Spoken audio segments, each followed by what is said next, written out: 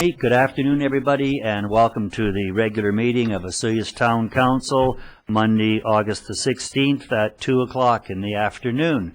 Our first afternoon meeting, and I must say it's generated a full house in the audience, so maybe we are on the right path. Either that or there may be an agenda item that is attracting attention. First item of business would be the adoption of minutes. This would be the Committee of the Whole minutes from July 19th.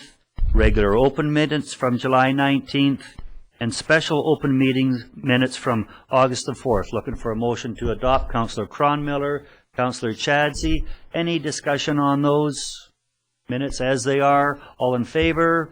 Opposed? Carried. Thank you. No business arising.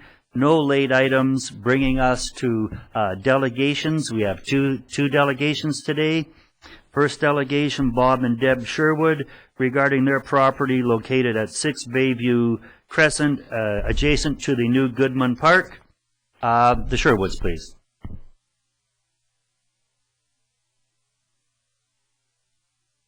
We need that mic on. Looks like it's on.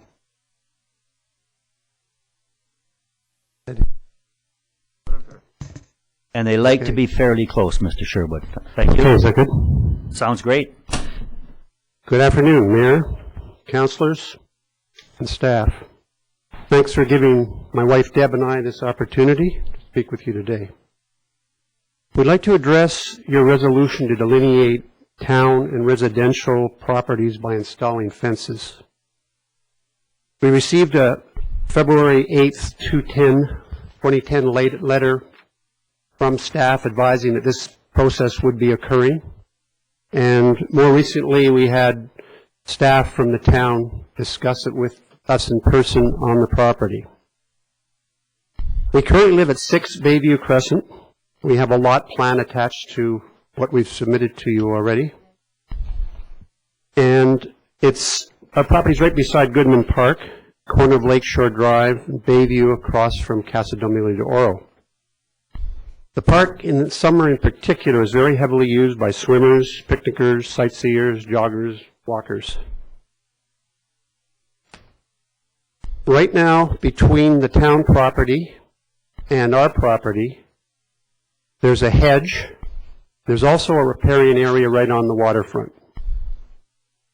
That hedge and the riparian area provided a very important buffer between our home and the park users.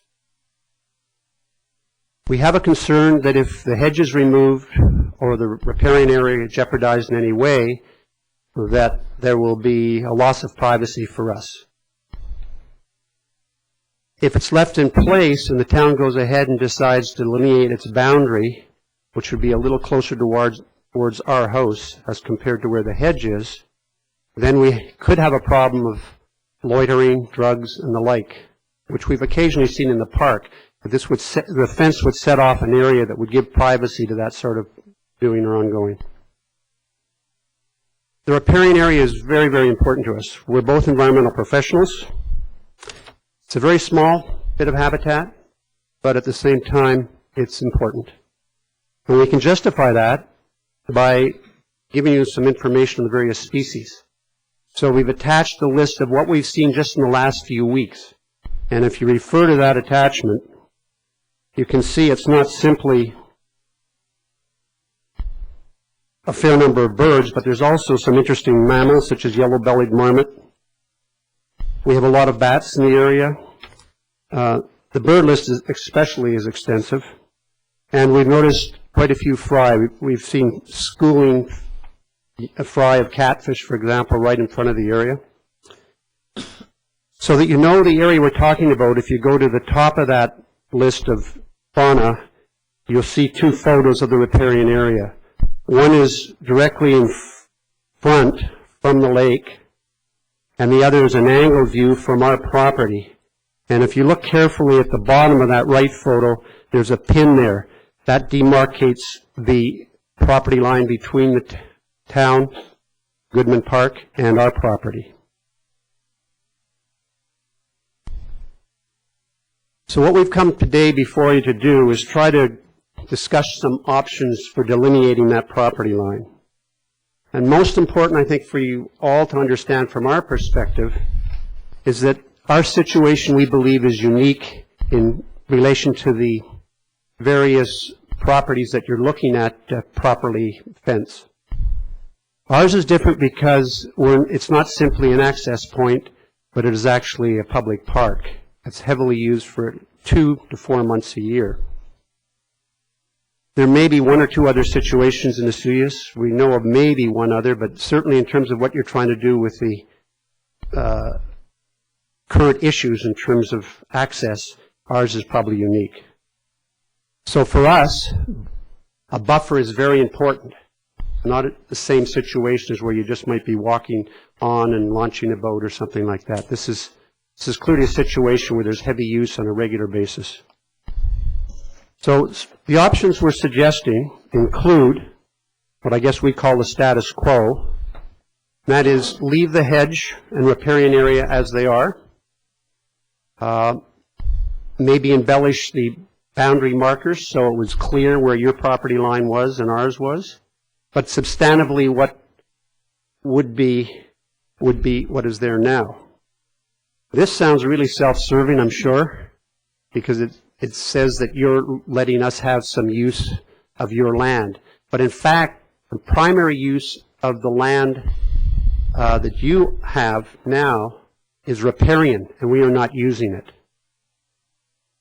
The way it exists now, we have a good visual and sound buffer between the park users and ourselves. You, at the same time, have what is really quite a beautiful hedge, which I've been maintaining through irrigation and trimming for years. The actual cost in terms of lost space to the town would be negligible, and I'll show you why on the lot plan in a moment, but primarily because most of the area is riparian, and under fisheries rules should not be changed. The area at the front, if you look at the picture there, the property line actually starts at that hedge. This is the first picture, and angles back very severely towards our house, and I'll show you that in more detail. If you look very closely, there's a line in the middle right of the photo that goes across the lawn, and that indicates where your boundary is. So there's no advantage as the current property line exists in terms of the town gaining anything at the front, and at the back it's primarily riparian. Another alternative would be to straighten the property line. If you were to go to the attachment that shows the lot plan,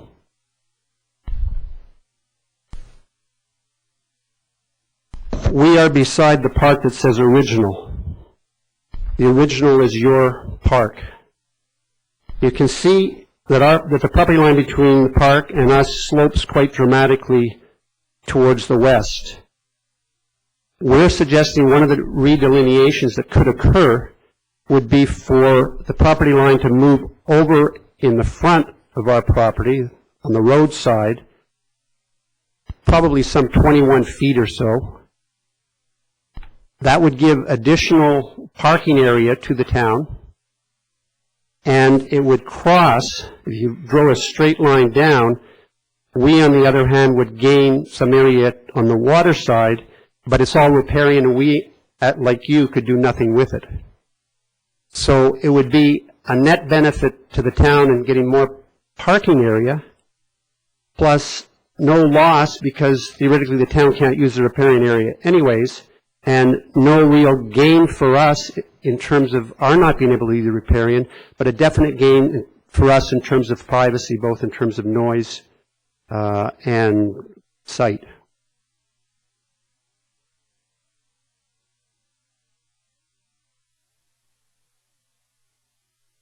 The line that I'd be talking about is on this page with 2 photos, which starts with straightening the property line. The property line would basically, under this proposal, go more or less straight back just to the left of the roses there, right down to the riparian area. So there'd easily be enough room for 2 more spots for the town for parking. Conversely, on the water side, the picture below shows that the property line as it exists actually cuts right in front of our dining room area. I have no idea why it was originally set up that way, but we bought the property after another owner, and it clearly goes clearly in front of what you'd think would be it looks like it should be our property, but it's town property. There's quite an encroachment there, although by law it's all fine. So I've suggested two preferred options: status quo, leaving things as they are, or alternatively a realignment where there's no net loss or gain in terms of the actual total transfer of land between the town and ourselves. We realize that you've already indicated that you want to try to be consistent in your rulings with these adjacent property owners. We respect that, but we also feel in this case we have a unique situation, and there's sort of a neighborhood, good neighbor value in the town considering one of our first two options. But for whatever reasons you ultimately may choose to go with your original decision, then we would suggest that you may want to consider transplanting the hedge and or cost-sharing fencing with us. The indication is so far for other adjacent property owners that you're thinking of putting a chain-link fence. For visual reasons, we would prefer a fancier fence, and we would be interested in cost-sharing that. And as an example, we've attached a photo of one of the types of fences we would like to discuss with you if it came to that. So in summary, our first and most important consideration is the riparian area. We believe that's in not just our interest, not just town's interest, but the public interest. And it also follows the law in terms of fisheries. Secondly, we would like fairness in this situation, and we would recommend one of the first two choices, either the status quo with clear pin markings or whatever of your property line, or alternatively a crisscross exchange of property. Finally, our third option, and least preferred, is if you did decide to maintain what you've been doing with some of the other property owners, is to allow us to at least negotiate what might be happening in terms of the fencing. We look forward to you're possibly visiting us. We invite you to come to our property. It always helps to be there in person, to actually visually see what I've been talking about today. And you're most welcome to come as a council together or individually. And we hope that you'll do that. And as you further deliberate, I'm sure you'll be keeping us advised as how things progress. Thank you. Do you have any questions? Yes, thank you, Mr. Sherwood. Any questions from council? Councilor Rhodes? Thank you. Just a quick, how long have you lived at that residence? 12 years. Councilor Cronmiller? My question is, if was the hedge in existence when you moved in the house? It was. When we bought the property, we asked where the property line was. We did not do our due diligence. In retrospect, we did not get a proper survey. We were told verbally by the previous owner that it was sort of 3 feet in on the lake side. Well, it turns out to be considerably more in terms of your area towards the lake side, not towards the street side. The hedge is actually on our property right at the front. Councilor Chadsey? Thank you. I just want to say that I appreciate the detail of the report that you've given us. And it's always nice when people come to us with a problem, but also with solutions. It really makes the job of staff easier when you do that. So I appreciate it. Thank you. I appreciate your comment. Any further questions? Well, Councilor Ryan? Yeah, I've just sure what I appreciate too the trouble you've gone to illustrate this so well, but I'm not sure if I understood your second option. Were you suggesting that your property would go to the park side of the riparian area and then would come back in a straight line to the road? Is that? Not exactly. On the road side, my wife and I would lose frontage on the road side. Okay.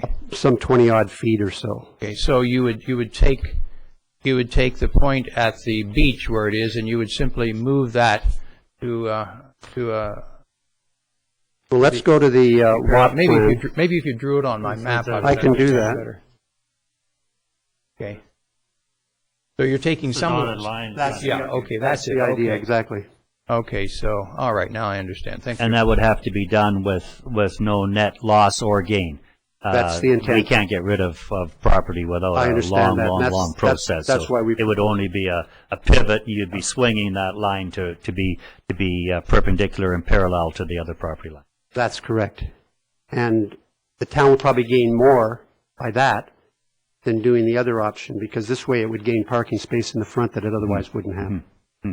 Yeah, that sounds feasible anyway. I mean, it's the desire of council what they're going to do with it. So. Thank you. And thanks for coming, Mr. Sherwood. I appreciate that. Council appreciates that. It's nice to have it proactive, because there is going to be some decisions out there coming from our planning department, some recommendations, coming from our planning department, and they'll be coming to council. So when we have your information before us, it makes it a lot easier to help us with that decision on what to do with your location. So thanks for coming out. Thank you, and I repeat my invitation for you to join us and have a look at the situation. Okay. Thank you very Mayor, much. councilors. Yep.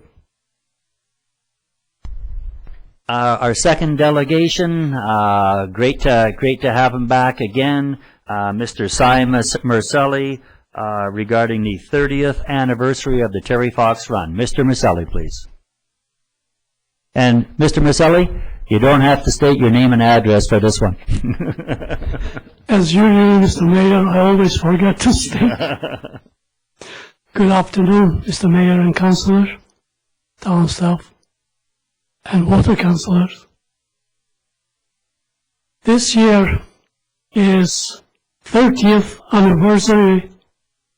For 30 years, Terry Fox Run have been celebrated in September.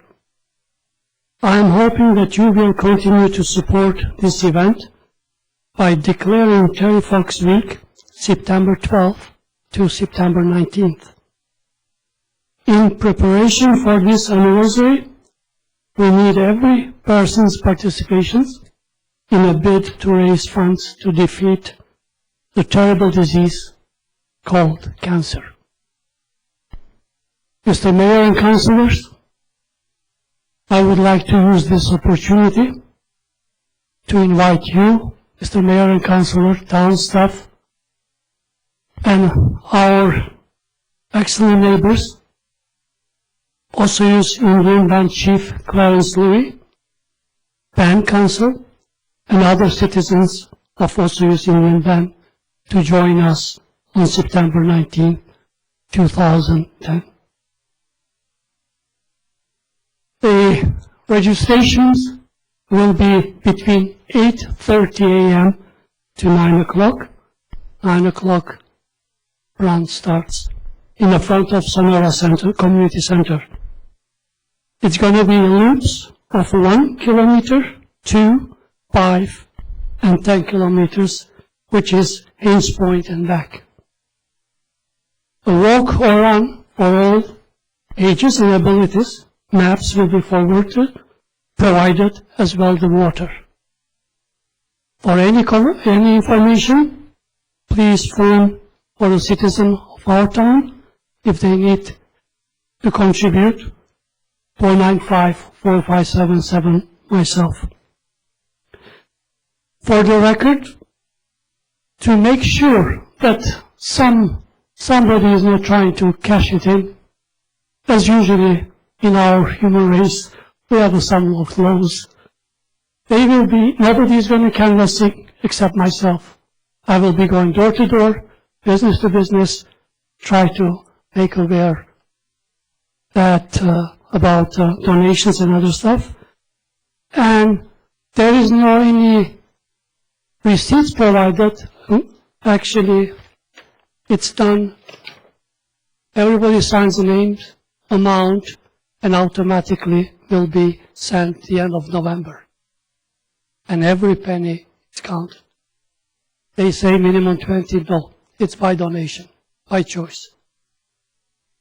So if it's check, should be to Terry Fox Terry Fox Foundation. And all the donations will be deductible.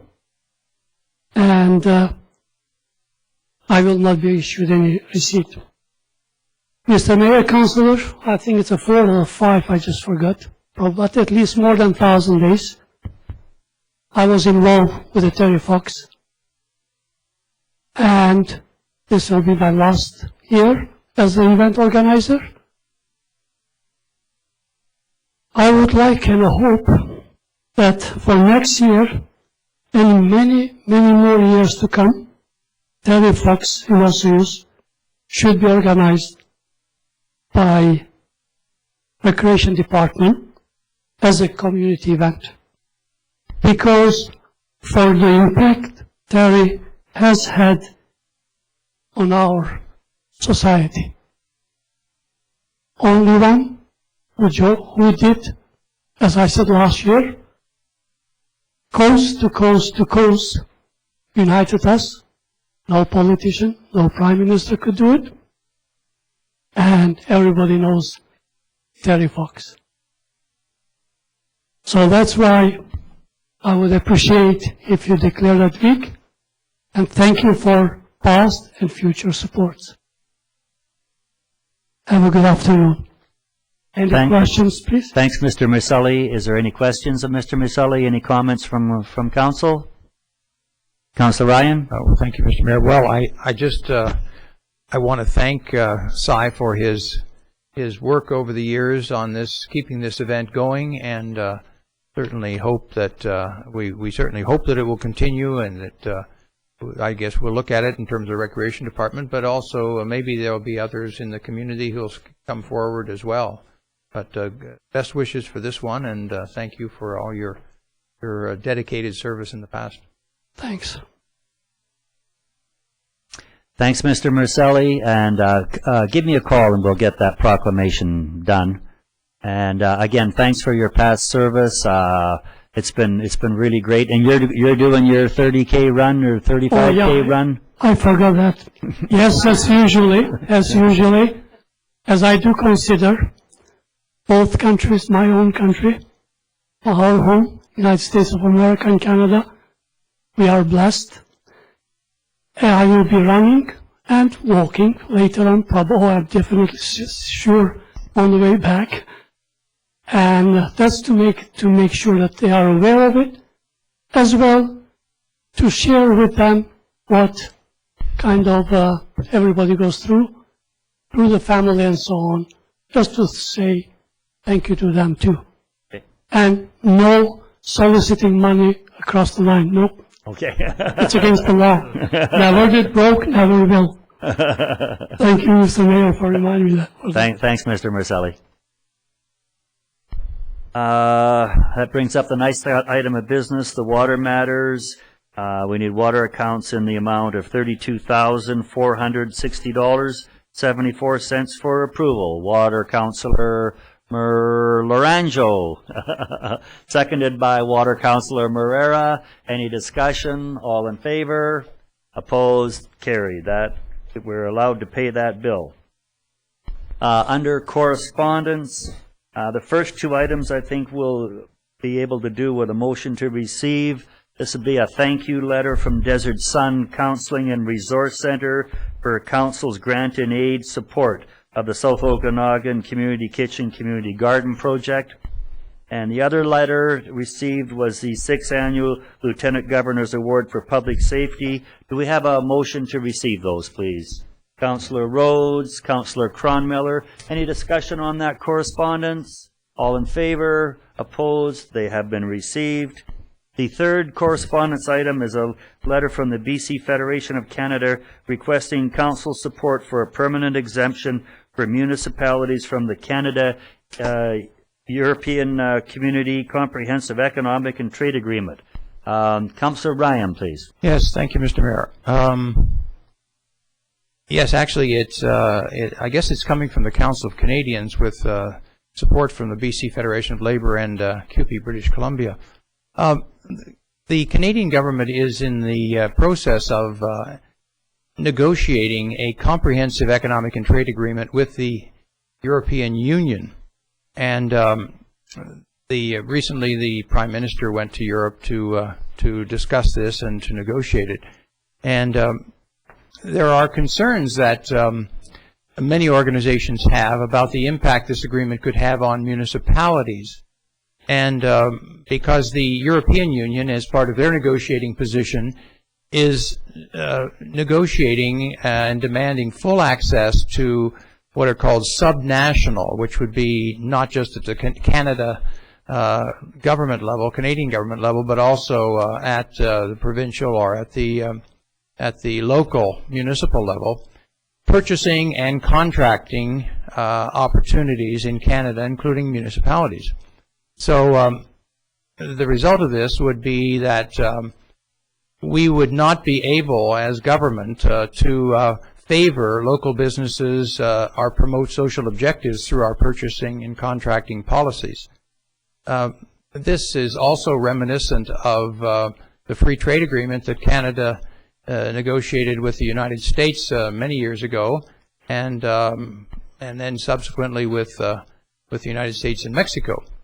So we are being asked, because a number of larger communities, 41 in particular in British Columbia, have been identified, or rather, I guess that's 41 communities in Canada, to support a motion that is going before the Union of BC Municipalities in September, and it is one that has originated from the city of Burnaby. And basically the city of Burnaby is suggesting that because these negotiations have started, and because of the demands of the European Union and European corporations, and because of our municipalities in Canada expressing growing interest and concern about their impacts, that the Federation of Canadian Municipalities be asked to be briefed, brief the province of BC on the scope, and that the federal government be asked to brief the province on the scope of it, and the Federation of Canadian Municipalities provide some kind of analysis sector by sector on potential impacts. And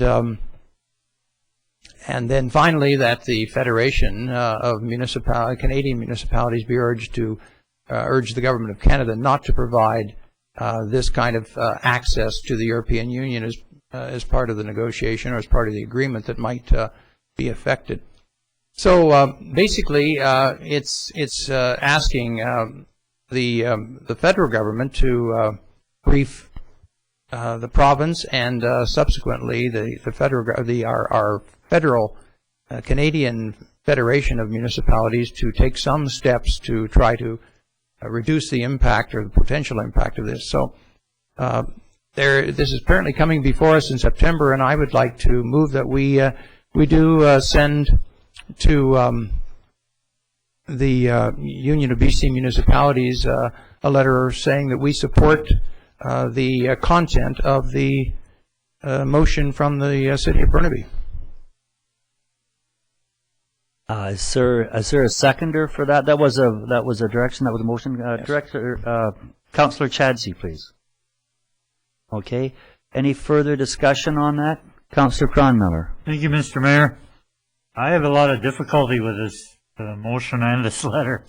Politically, it's from a labor union and endorsed by a particular political party, then not the one that's in power at the moment. So I'm a little leery without knowing the other side of the equation and what the circumstances are behind this initiative by the federal government. And this is only one side from the labor union side of things, and I can't support this letter at this time, or this motion at this time, because of that, without hearing the other side.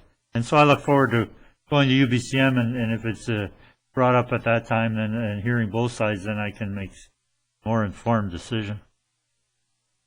Okay. Any other discussion? Councillor Chadsey, please. Thank you. I agree with Councillor Cronmiller. The City of Burnaby has taken it in the form of a resolution to the UBCM, which is in September, and I think that that it's something that we should listen to and make a decision on whether or not we support this particular letter following the attendance at UBCM. Thank you. Any further discussion? Councillor Ryan, please. Just a matter of clarification. I think if we look at the signatories to the letter, we see that it's signed by three people, and they have joint letterhead, but it appears to be coming from both the Council of Canadians, which is a not-for-profit organization that's not affiliated with any political party, and also the president of UPBC and the BC Federation of Labor. So I don't think it's accurate to say that it comes from a political party. Okay, that's I can see that probably is a minor correction, although it is coming from, Councillor Cronmiller did mention labor union also, so it is coming from there. And just my comments on it would be that I can't support the letter. I don't have enough information. I'm really having a bit of a reach to understand it. I'd like to do a little bit more study on the situation, and I think I'd like to see the debate at UBCM. So I won't be voting for the motion, but I would like to partake of it at the UBCM. More information, and I might need a little help with some of the issues that they're dealing with there. So, any further input before we have the question? Hearing none. All in favor of the motion? Opposed? The motion. All in favor of the motion? Opposed? Motion is defeated. Thank you. That's the end of the correspondence. We're going into bylaws. The first one would be bylaw number 1, the Desert Road Estate, zoning amendment bylaw 1085.76 and 1085.78. Councillor Cronmiller on the lead on that, please. And we have Mr. Cunningham here for further input or questions from council. Councillor Cronmiller. Thank you, Mr. Mayor. These bylaw changes have been around for a while, and hopefully this time we can bring some resolution to this situation. At the council's meeting on July the 13th, 2010, we directed staff to proceed directly with preparing zoning bylaw amendments for Desert Rose Estates, which contains an equal mix of manufactured homes and mobile homes on strata lots.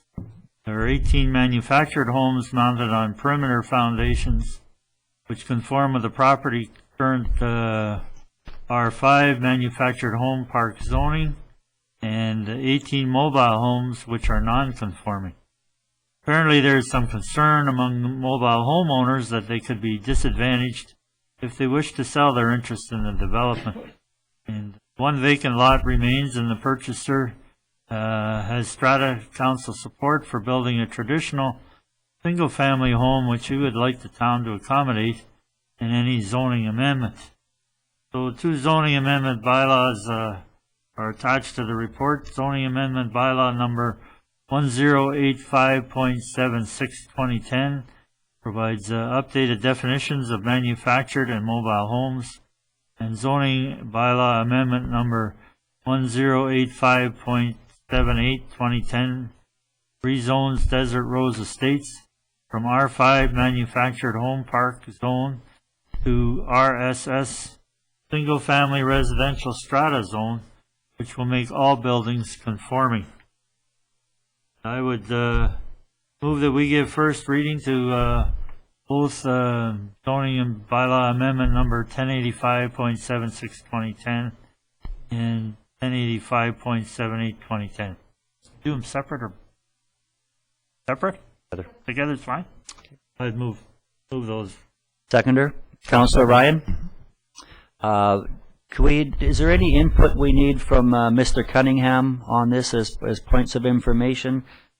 Any of the intricacies on that, on some of the options or anything like that? No. The major challenge in this was, as you know, there's urgent need to proceed with a solution right away for Desert Rose Estates, but at the same time, we're in the middle of a overall zoning bylaw review, so we had to find a solution that would also fit within the framework of a new general bylaw, and I believe that staff has adequately provided that framework to council how the new zone would fit with. Councillor Rhodes, please. Thank you, Mr. Mayor. Well, I think we're moving rapidly towards a solution to this matter. I've had ample opportunity to discuss this with many of the residents up there, and I think this is a good compromise. This circumstance that we've been faced with in the Desert Rose area up there has been one of perhaps never reaching a resolution of any kind. We appear to have been presented with vastly opposing views of what kind of home you actually live in, and your neighbors live in something different. And this certainly adds an aspect to it that will help us move forward and hopefully add a little harmony to your lives and a little bit of peace in some of the disputes that have been going on. So I'm speaking very much in favor of these amendments to the zoning bylaws. Thanks, Councillor Rhodes. Councillor Cronmiller, please. Thank you, Mr. Mayor. I just wanted to serve notice that if we give these first readings, I have another motion to make after. Okay. Okay, thank you. And I guess my input into this is, I know it always sounds like it's a done deal. You know, here we are giving first reading, but this is really the first step in the process. Other than that, anything that we discuss until we go to first reading, it's no better than coffee shop talk. There's nothing official about it. So when we go to first reading, this is the first step in the process that will include a public information meeting where we can have an exchange of ideas between staff and the residents that live up there, or the people that are affected, which is mostly the residents. And then we will go to a public hearing in which council will hear your concerns before it goes to second, third, and finally to approval. So this is just the first step, and we certainly want to open up 2 opportunities to listen to the folks that live there. So that will be the public information meeting and the public hearing, and I'm sure there's opportunities in between now. I see one of them slated for the September the 20th. You can have input to your councilors, to the mayor, so there's a good opportunity for exchange of ideas, but it does start with first reading. So is there anything else from council on this? Councillor Chadsey, please. Thank you, Mr. Mayor. I just really want to say that please attend the information meeting, listen to staff, and then come with your comments, your support, your concerns, whatever the case may be, to the public hearing. That's where we get to listen to you, the people who are affected by this bylaw. Having said that, this is very unusual because generally when we're zoning something, nothing has happened. And the zoning of a property is the future use of that property. This property is already in use, and with the exception of 1 lot left, it is full and complete. So we really, really are kind of playing catch up in terms of the official zoning of it. And I just would ask everyone, council, staff, and the people who live in Desert Rose to remember that everything is already in place. This is our attempt to give some peace of mind, regardless of what the outcome is. That's our intent. We can't change the homes that you live in. And now I see a third home style is entering the picture, that of a stick frame. The other thing I would do is understand that there is going to be a new zoning bylaw, and that we need to ensure that what we do today will sustain itself through the zoning bylaw transition. So please keep everything in mind when you come, but please come. Thank you. Okay, Mr. Cunningham, anything further? No, I just want to point out that some misconceptions may have been presented in my report about the sometimes differences between manufactured and mobile homes. Although they have very different CSA standard requirements, quite often the real difference between the two is quite narrowed. So, for instance, we do have evidence of mobile homes up there which have 6-inch walls, which is an absolute requirement for manufactured, and also cases where they are mounted perimeter foundation. So I just wanted to clarify that point.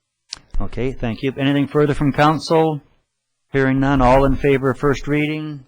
Opposed? That is carried. Councillor Cronmiller, please. Thank you, Mr. Mayor. I just neglected the other two, so I thought I'd add them in. I would move that staff convene a public information meeting on September the 2nd, 2010, with written invites to all Desert Rose Estate property owners. And that also we schedule a public hearing for September 20th, 2010 in council chambers. And will that be at 7 p.m. or before the meeting? I believe public hearings are at 7 p.m. So it would be 7 p.m. in the evening for the public hearing. Okay. Seconder, Councillor Ryan. Discussion. Hearing none, all in favor. Opposed. Those dates are set. Thank you. Under bylaws number 2, the Northwest Sewer Service Authorization Amendment Bylaw number 124.01, 2010 for adoption. I will pass the gavel to Councillor Chadsey. I am in conflict on this one, so I will once again recuse myself.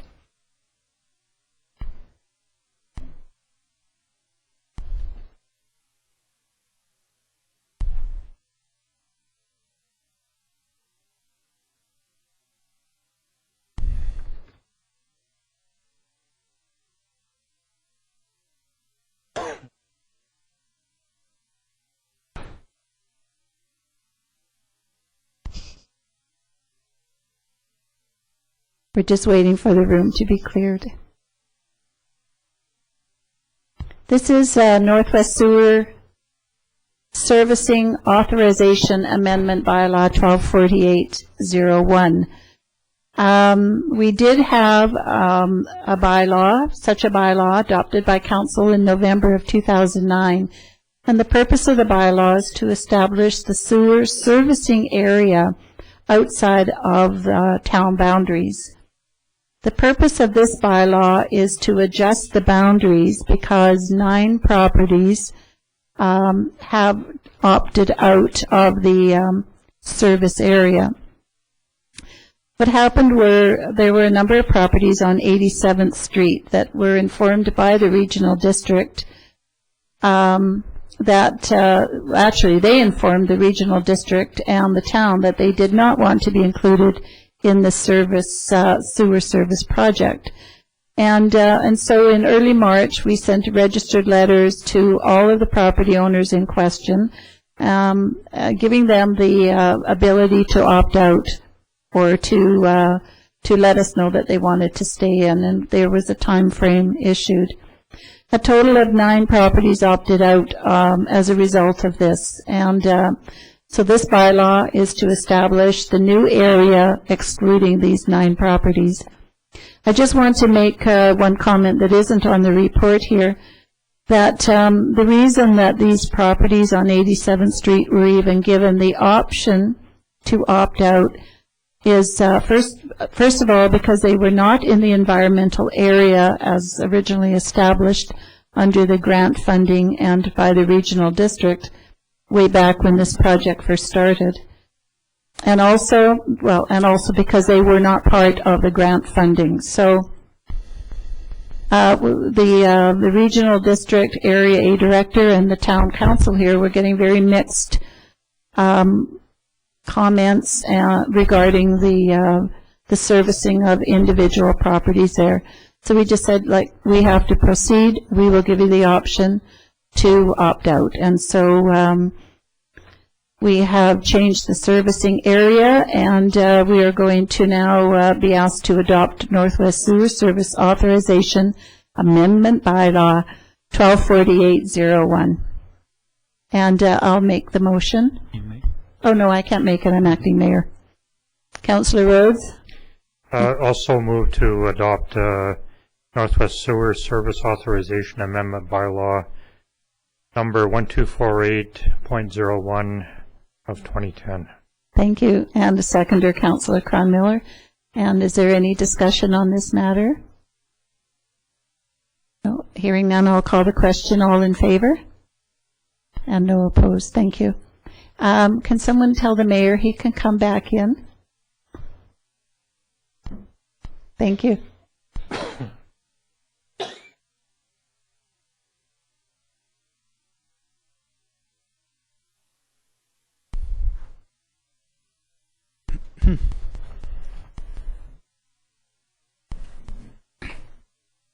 Thanks, Councillor Shadzi. Moving into the business part of the meeting, Southeast Meadowlark Plan Implementation and Grants Report from the Planning Technician, a report from them being handled by Councillor Ryan, please. Thank you, Mr. Mayor. In April of this year, Council adopted the Southeast Meadowlark Area Plan as a schedule to our official community plan. The plan accompanied a block exclusion application to the Agricultural Land Commission, and we hope in September to hear their decision on that, and hopefully it will be a favorable one. This is the area that we are planning for affordable housing, as well as to as a site for our new fire hall.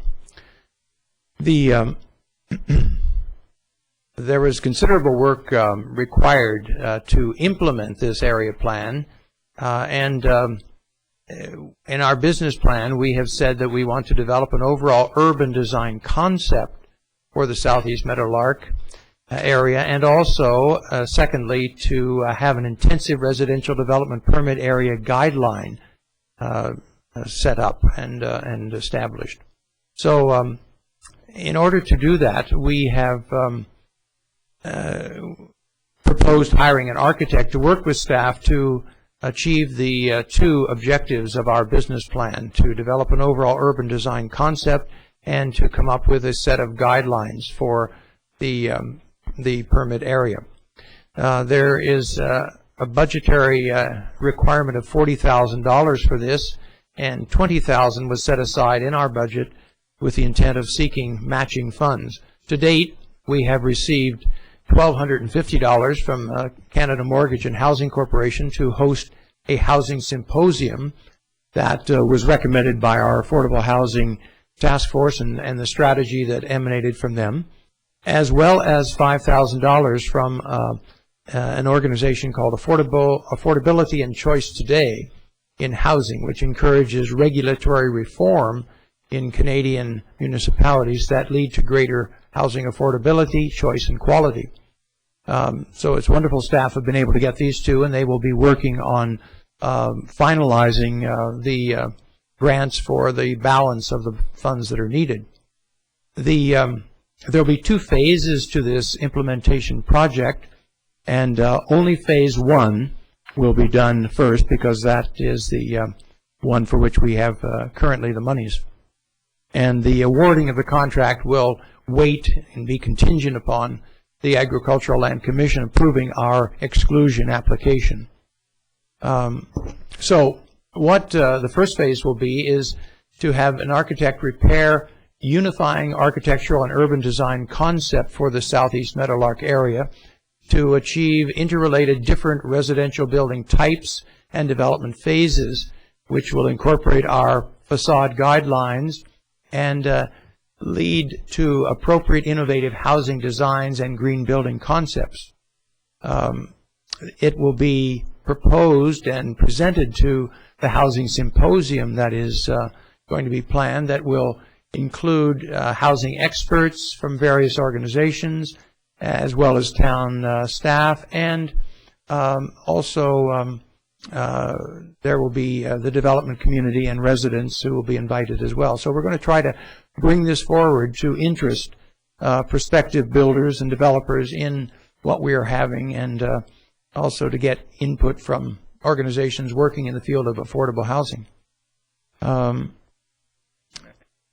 The second phase will develop intensive residential development permit area guidelines that can be incorporated into our OCP, and it will develop narrow or small lot and small house zones for our zoning bylaw.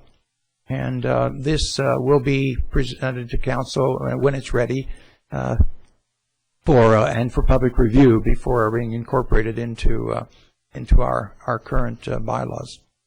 So at this point, what we're asking for is really to receive this for information and to see that that there is, starting in the beginning of September, in a few weeks, a call for proposals with a deadline of June of next year, 2011.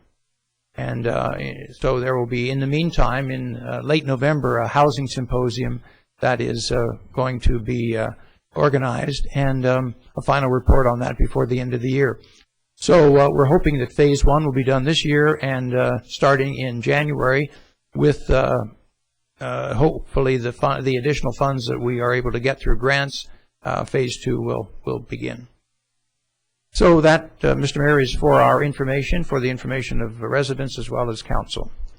Thank you. Was that a motion to receive then? I would so move. Yeah. Seconder, Councillor Rhodes. Any further discussion? All in favor? We have received it. Thank you. So the next item of business then would be the Serious Museum Society. Councillor Rhodes, please. Thank you, Mr. Mayor. A little bit of background on this agenda item. On January 18th of 2010, a delegation from the Osoyoos Museum Society provided council with a presentation on their proposed museum development project. Presentation included an overview of the scope of their project and their organizational fundraising structure. A copy of their presentation is attached for council's review, and I believe it's up there as well.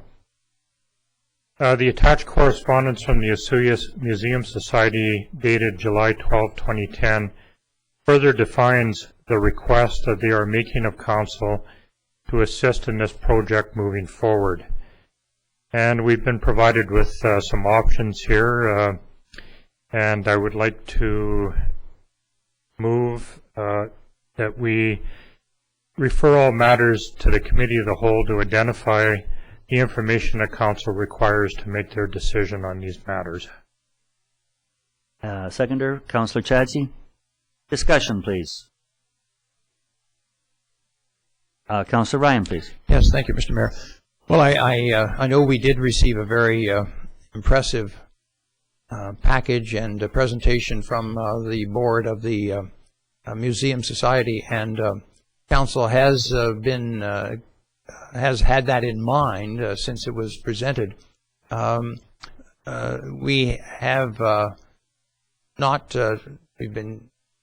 haven't turned our attention specifically to it, but I think that we will, and I think this will give us a chance to look at some of the implications of this for our waterfront master plan, which is moving along, as well as an opportunity to look at other including the second choice, which was in this block that we are located in here with our council chamber and civic administration, and also any other opportunities that may present themselves with some of the moving about that is happening in some of our businesses in town.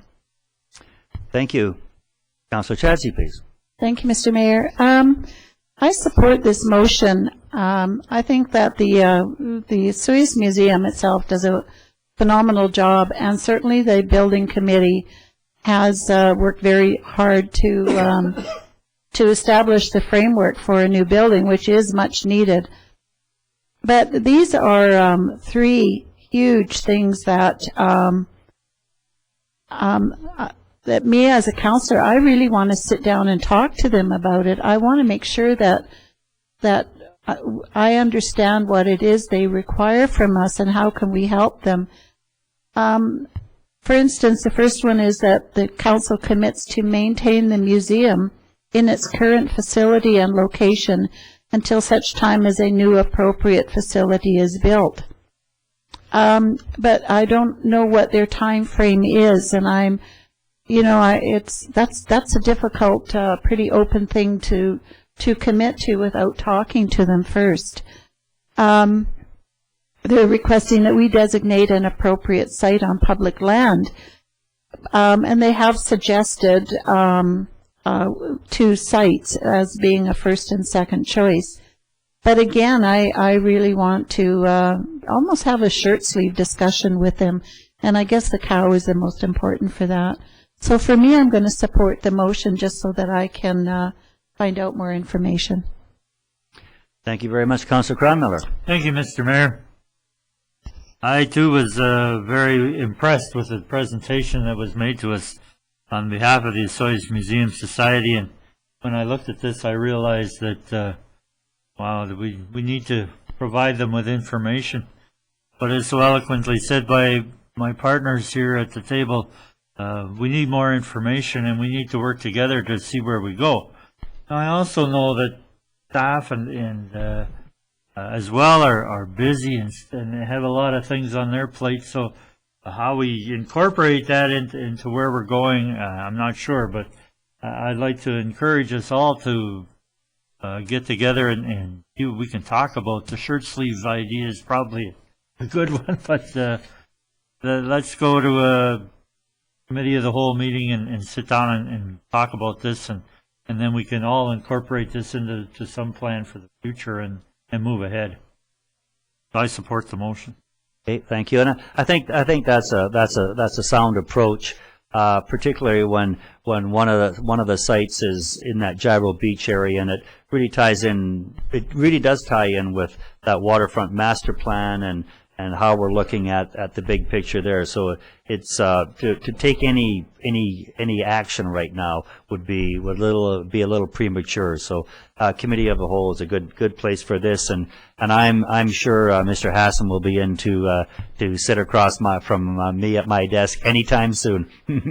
The date starts with September. Any further discussion? Hearing none, all in favor? Opposed? That is carried. Thank you.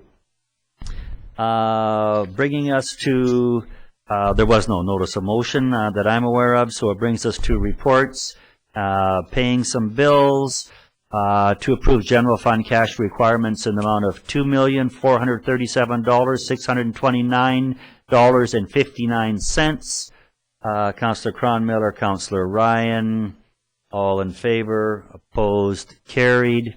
To approve Sun Bowl Fund cash requirements in the amount of $9,602.94. Councillor Chadsey, Councillor Rhodes, all in favor, opposed, carried. And net payroll accounts in the amount of $139,363.30 for the period July 10 to August the 6th, 2010. Received for information. Motion to receive. Councillor Ryan, Rhodes, all in favor, opposed, carried. Motion here, we have the building report for the month of July 2010. Not a lot happening in that department. For the large great amount of $36,000 is all our building permits were for then. The total to date for 2010, $2,322,700. Not bad. And for the same period to date for 2009, the year previous, was $3,620,000. So substantially down from what we were in '09. But again, there's some interesting things on the horizon. We'll see whether that comes to fruition or not. We have a report now from our CAO, Mr. Romanko. Thank you, Mr. Mayor. Certainly the last couple of weeks or the last month, it's been lots of vacations being taken, so that's part of what's impacted us, but certainly business does not stop. Just going over the corporate services area, we've been trying to bring together all our project tracking and information system, all the resolutions that council makes and all the actions that are directed go into our tracking system. So we're going to be having a summary report on that area. The bylaw issues were mostly in around the Watermark Resort and Gyro Beach, which included boat mooring in the swimming areas, dogs on the beach, as well as dealing with unsightly premises throughout town. I think on our list right now we're up to 72 files that we're dealing with right now. So certainly the bylaw people have been very active. In terms of the Planning and Development Department, a meeting was held last week with the Waterfront Committee, and minutes of that meeting will be coming to council very shortly. And a lot of time was spent dealing with the Oasis development, and also pulling together the first reading of the Desert Rose zoning bylaw amendment. Public Works, I'd like to just quickly give you an update on some of the capital projects that are occurring or to be occurring in the community. Starting with the Park Place Boulevard, this project will be kickstarted with a tender document coming to council for approval probably the next meeting. The project was put to tender, and follow-up is needed to ensure the final project details. The solar panel project at the lagoon, all the solar panels are installed right now, and we're just waiting for an instrument that will convert the power from AC to DC. Apparently, with all the solar panel development going on, these little modulars or whatever that control everything, they're hard to come by. So we're just waiting for that particular apparatus to arrive so that we can make that functional. Our water meter installation project for high users is proceeding with the tenders being received for the installation of the water meters, and a project tender for providing the meters will be is gone out as well. The second water project that we were working on was the conversion of the touchpad water meters to radio read, and we've completed that project as well. The Fuji Court project, the design drawings are underway for the fall tender. There is concern about the availability of contractors for this work in fall. With all the grant program construction that's going on, we're finding that it's harder to get contractors, and the pricing is reflecting this right now as well. The 87th Street Road project was delayed because TELUS was too busy to move wires and poles. Again, part of the spin-off of everybody working in the construction industry. TELUS was called to very many jobs, so we're scheduled to have TELUS do their work in the last week in August. So we're hoping to have that project underway in September. Also, the design drawings have been completed for the Park Place to White Sands sidewalk, and they've been provided to Asuyas Developments for Project Start as well. Our summer recreation playground program has been running for the last 6 weeks. This is the final week. This year we've had an average of 32 kids for each week, with the highest number of children coming in July. In July we averaged 35 kids per week. We had a good mix of local kids coming to the program, as well as many children who were coming to visit their grandparents and that, who were partook in the events, as well as tourists who their children would come for a day event as well, while parents were off to do other things. Most of the kids registered in the day-long program. In terms of the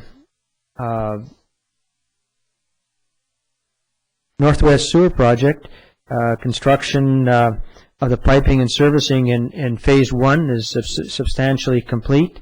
The installation of the lift station is scheduled for next week, and the lift station installation work was delayed because of poles that needed to be moved by Fortis. So again, part of the construction backlog, but hopefully everything will be complete in September, and then we are looking to start doing the tendering on Phase 2 for October. That's kind of an update on various construction projects that have been going on. In terms of some specific activities myself, I'm part of the new waste management plan technical committee for a new waste management plan for the RDOS, and we met last week to move this project ahead. We've been also having discussions on the securing easements for Phase 2 of the Northwest Sewer Project. And I've also met with Destination Osoyoos to discuss their new contract and the one remaining clause that has to be worked out. Also, we welcomed our new community development manager on staff, and certainly I've been spending some time orientating him to our operations and to the business planning process. As a final word, we received late last week information that we'll be getting two 40-yard bins, waste bins installed over at the landfill to enable the capturing of cardboard and also recyclable, the blue bag recyclables. If you recall, in our budgeting process, we contracted out the construction of a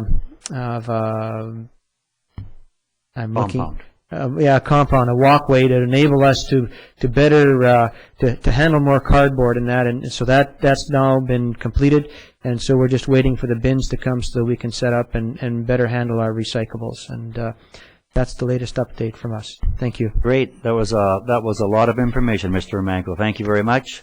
Motion to receive, please. Councillor Rhodes, Chadsey, any further? All in favor? Opposed? Thank you. We have received that report.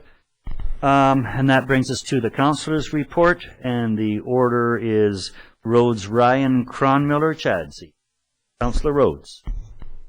Thank you, Mr. Mayor. Well, it's kind of timely. I'll just follow up right where Barry left off with our landfill. Last Saturday, I had an opportunity to visit our landfill, and which is not a big event in my life, but I did have occasion to go up there. What I saw was absolutely outstanding.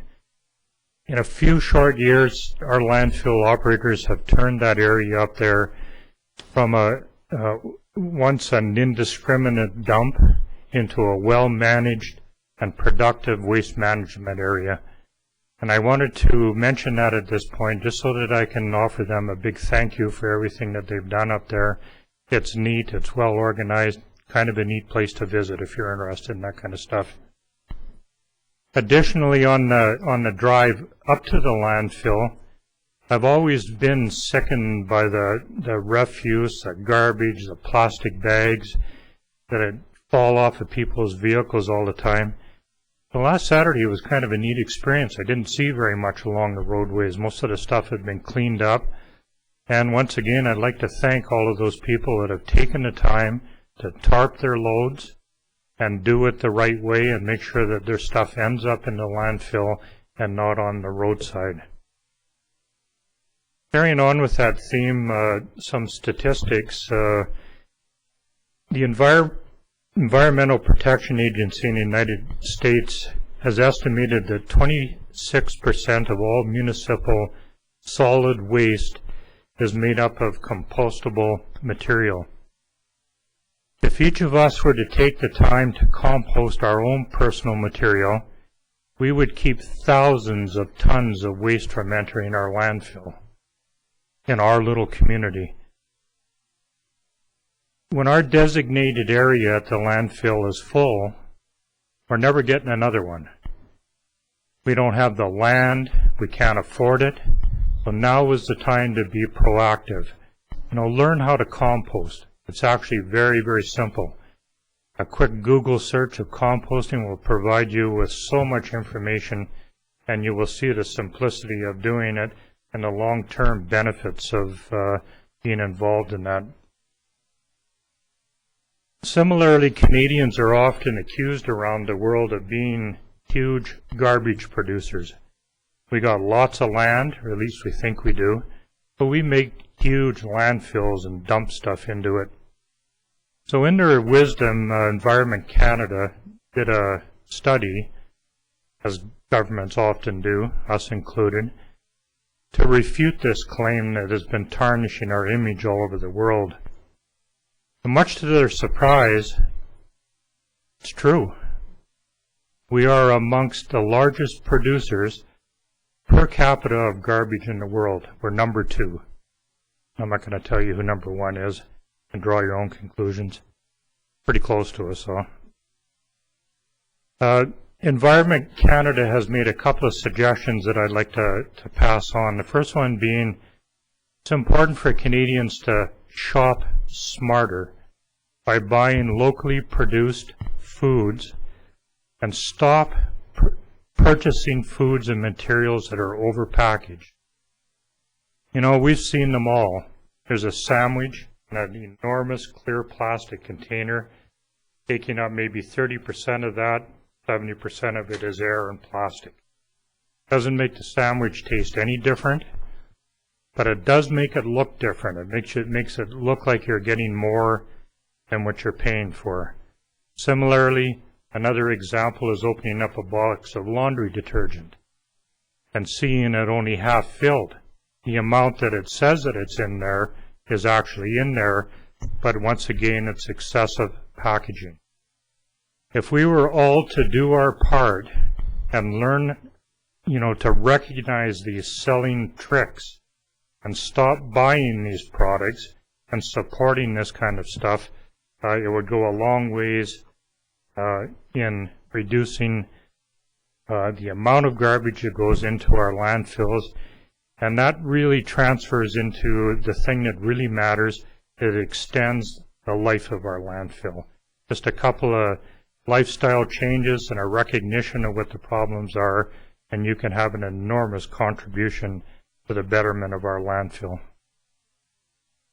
Thank you. Thanks, Councillor Rhodes. Councillor Ryan, please. Thank you, Mr. Mayor. First of all, I want to thank Councillor Rhodes for a report. I've been missing his reports the last couple of weeks, and I'm glad that you've come up again with a wonderful report. I'm just going to talk a little bit about some of the things that I've done and some of the events that I've been able to participate in, and to offer some congratulatory remarks. Romancing the Desert, the Desert Center had a wonderful event, complete with a full moon and a nice cool evening breeze when the sun set. And again, congratulations to them on another good event. And they also have a lottery out that you can participate in. So please, if you haven't got a ticket in that, they're only selling a couple of hundred. So make sure you buy a ticket and support them in that way. Participated with the mayor in welcoming the Parkinson Ride. Again, the group that is called Just Giver, and the group in this case this year had about 11 members, and they've come through here for 5 years, and just a wonderful group of cyclists who just do these grinds up these hills of our area, and they usually come, of course, in August, and so they not only have the hills, but they have the smoke in the valley as well, so they really are up against it, but they are just undeterred and determined, and they just soldier on. So they came through, and it was wonderful to see them again, and they're doing a wonderful job of helping those with Parkinson's. A number of us were able to attend the South Okanagan Chamber of Commerce barbecue this past week, and it was really good to link up again with some of our merchants, not only here in Osoyoos, but also in some of the other communities up the valley, because it goes from Okanagan Falls to Osoyoos now. So all three communities were represented, but that was really good, and we hope for many more opportunities to meet with them, to talk to them either in the council chamber or in other places. the library, Friends of the Library, had a nice book sale about a week ago and did very well. And thanks to everyone who worked on it, thanks to all those who purchased books and who donated books for sale. They made about as much as they did the first time, and that was about $800. So it's wonderful. There a number of things have come from that. They now have the weekend edition of the Globe and Mail. They are buying a proper newspaper rack that can hold newspapers and keep them all together so they don't get all sorted out and messed up and separated. And also they'll be looking at other things that they might buy to the library for either some equipment or furniture or possibly some more periodicals or other reading materials. So that was good. And speaking of the library, they are doing a survey on hours, whether they should be open longer or shorter, and they're not adding hours, but they're sort of juggling the hours, and you've got 3 options there. So you've only got a few days. You've only got to the end of the week to take that survey. So please drop by the library, pick up one of those forms, and fill it in, and let them know what would suit you. If you don't get to the library very much, maybe it's because of the hours. So this is a chance for you to give your opinion about how the hours might suit your schedule a little better. And again, thanks to everybody who came today. It's certainly more people than we often get at night, so we appreciate you coming, and please come again. My report. Thanks, Councillor Ryan. Councillor Cronmiller, please. Thank you, Mr. Mayor. I just had one thing that I wanted to bring to the attention of council. Last week I attended the waterfront steering committee meeting, and I thought with all of the things that have been going on in the recent past with marina conversations and hearings and things, that I might report on that committee just to kind of keep people abreast of the sort of things that we talk about at that committee and as we work through the issues. And to also report to council on what went on at that meeting for those that weren't at the meeting. Some of the things we talked about was the status of environmental approvals, and we received the environmental assessment approval report. It's been signed off by everybody. It came to the town to be signed off, and then it will proceed to the Ministry of Environment, I believe, and they're the last signature required, and then we'll be have all our approvals in place to do the dredge work and the work around the lagoon and the boat launches this fall when the water levels recede, and we have some room to do that. We talked about financial projections and kind of incomes we might expect from the marina should it be built, and so there will be some further information coming on that from a business point of view and reviews of what's been going on up the valley and marinas and the cost things that are there and what charges are there for boats, etc. So we'll have some idea of what kind of things we might expect should we build out on the marina. So that'll be coming. The joint agreement, we had a draft proposal presented to us by Mr. Harris from Watermark, and we discussed that, and that has now gone to staff for review and to have the input from the town side of things, and so we're working through a draft agreement, Mr. Harris and Shoreline Development on the marina proposals. We also talked about the parking provisions around the marina proposal and the sailing club and how that parking lot will look. So those discussions will be ongoing, and once we have something in place that we're comfortable with, we'll bring that in the plan. We also talked about construction and some of the estimates that might be cost that will be there. We're not prepared to come forward with exactly what those are at this time, but we're working on them, and hopefully within the next month or so we'll have something concrete to present. And project timelines, we talked about that, and as I said, we're working towards the fall and the lagoon and dredging the lagoon in the fall or winter project. It could be done depending on weather. as long as we get it done before next spring, can happen, subject to approvals being received and tendering, and hope to get it, we want it done over the winter time, so we're working towards that goal as well. So that's my report on the Waterfront Steering Committee, and we'll be meeting again, I know, in probably sometime in the next month. Come again with a report. That's my report. Thanks, Councillor Cronmiller. Last council report, Councillor Chadsey, please. Thank you, Mr. Mayor. I just have a whole bunch of odds and sods to talk about. The Bluegrass was a wonderful success. Attended the street dance, which was just great. They always are. I hope everyone can see the new stickers on the back of our computers. We always want to take whatever opportunity we can to promote the town. So thank you to staff and to Martha Collins for making sure that we have these stickers. A very important issue, we've received official confirmation that the curator, Gail Cornish, is going to retire as a curator of the Osoyoos Museum. So her final day is October the 31st of 2010. She's been 6.5 years working so hard and has taken our museum to such an extent. It's absolutely amazing.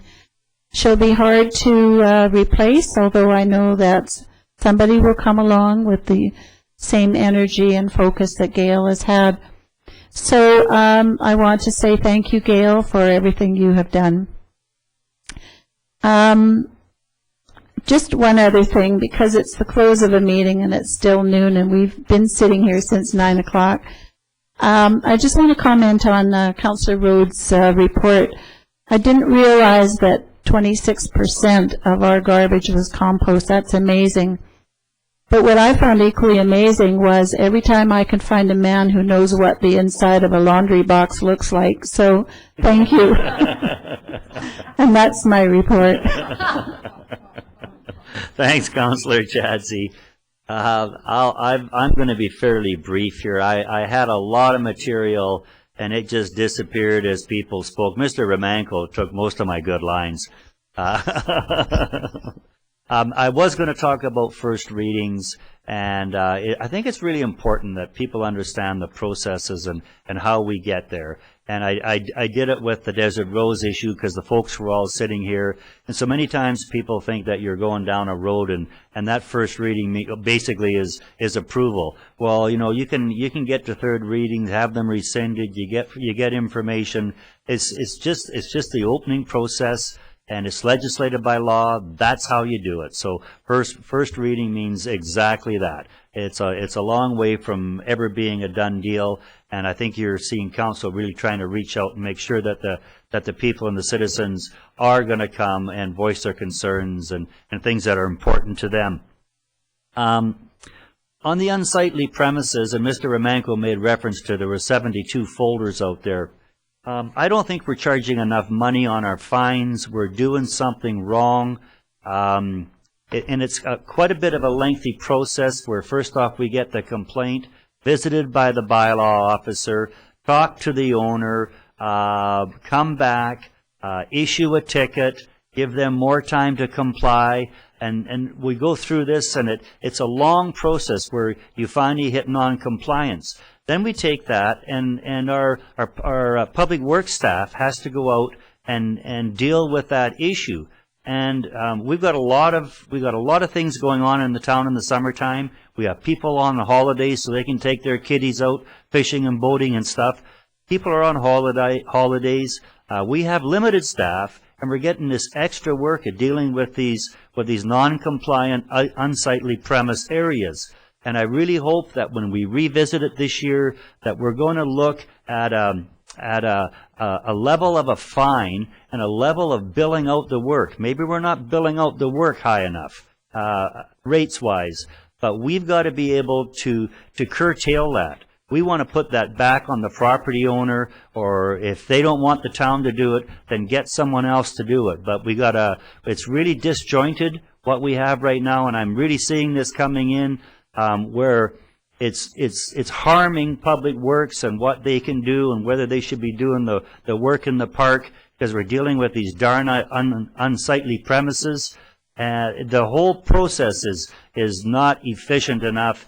We're not getting their attention of the people that own those lots.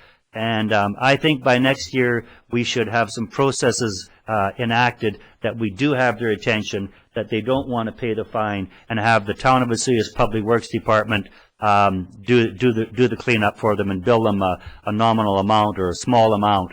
So it's certainly looking for some attention there.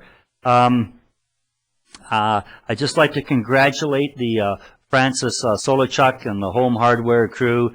Their second dance of the year, 24 years. So next year they'll be heading for 25. I was at both dances this year, very successful. I would think, I don't know, 1,200 on the first one and 1,000 on last Friday night. Just great turnouts, people really enjoying it, and really providing something for the tourists. And of course now you're getting people that attended as kids, now they're mums and soon they'll be grandpas at the rate it's going. So just like kudos and hats off to that whole Francis and all that home hardware crew. The salmon, the open salmon fishing on Vesuvius Lake never happened. Here we are fishing for salmon on Vesuvius Lake. Whoever would have thought that would even begin to happen? It's quite a breakthrough. I think it has it leads to a fair question when we look at the quality of Vesuvius Lake. I mean, there's a couple 100,000 salmon swimming out there right now. So something good has to be happening, and they're coming up. These salmon are coming up out of the Columbia River system out of Portland, and arriving here. And I know First Nations people are a little upset that they opened it up to everybody, but you know, again, that's Fishery Oceans Canada, certainly nothing to do with the town of Vesuvius. And I sure see a lot of local fishermen out there putting their little boats in at 6 o'clock in the morning. It's kind of neat to see that, where people are actually going out, and I don't know how they're catching them or anything like that, but I hear they're in great shape, sort of that 4 to 5 to 6 pound sockeye. So that's kind of exciting. Last week I attended a meeting in Oliver with Lynn Yelich, who is John Jellick's cousin's wife, and she's the federal minister of Western Economic Development. She was in Oliver and had a meeting with all the mayors in the surrounding area. And it was kind of interesting. She was asking the mayors what their community's needs were. So it was nice to have that input. I don't know if they were maybe going to be out stumping a bit on that campaign trail, but darn it all, she wasn't writing any checks. So that was the unfortunate part. And I think that will wrap up my report. So looking for a motion to adjourn. Councillor Chadsey, Councillor Rhodes, all in favor? We are adjourned, and thank you for attending our first afternoon meeting, and I guess this will be televised at 7 o'clock tonight in the regular program. Thank you and goodbye.